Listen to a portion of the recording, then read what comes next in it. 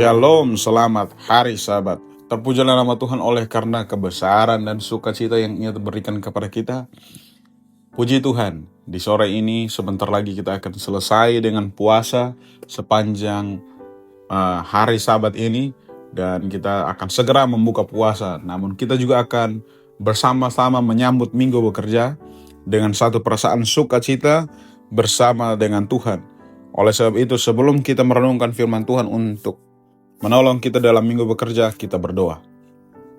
Bapa di sorga, kami akan merenungkan firman-Mu.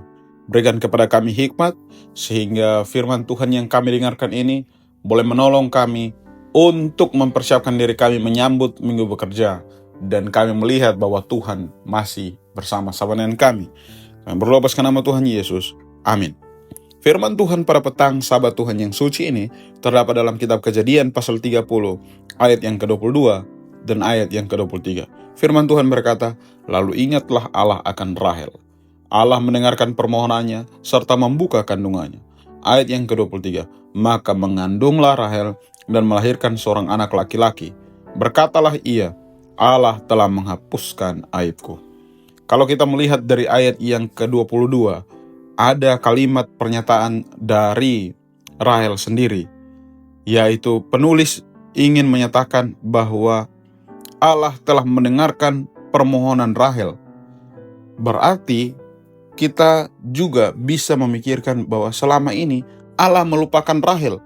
Di dalam perjalanan kehidupannya bersama-sama dengan Yakub, Allah melupakan Rahel. Oleh karena Rahel tidak punya anak.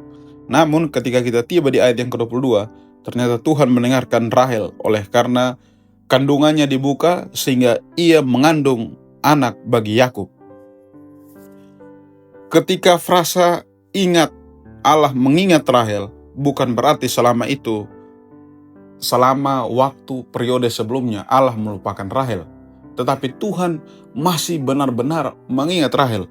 Sehingga yang dinyatakan di dalam buku Seventh Day Adventist Bible Commentary halaman 393, Tuhan mengingat Rahel oleh karena Rahel membawa setiap persoalannya kepada Tuhan melalui doa.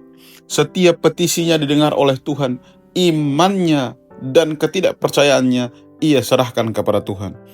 Tuhan menolong ia oleh karena Tuhan ingin menyelamatkan Rahel.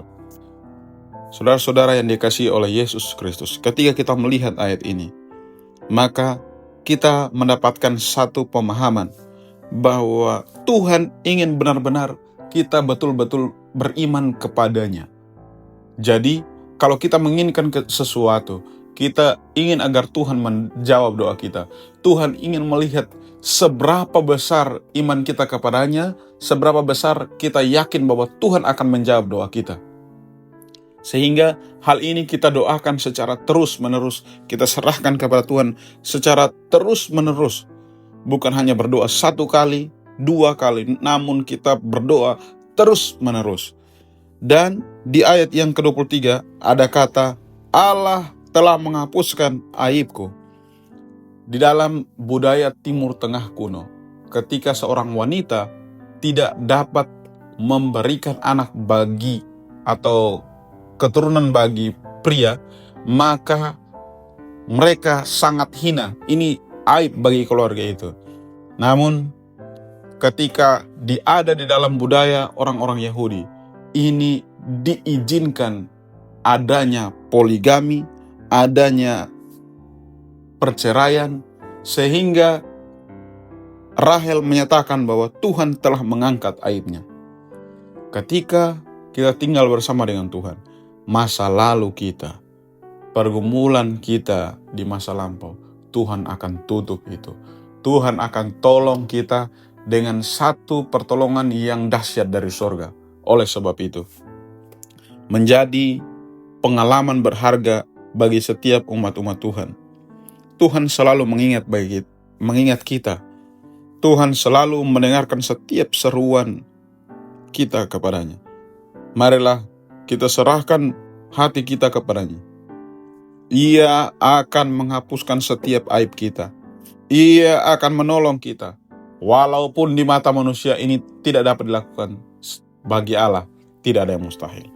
Pertolongannya selama minggu bekerja nyata bagi setiap orang yang datang berserah kepadanya.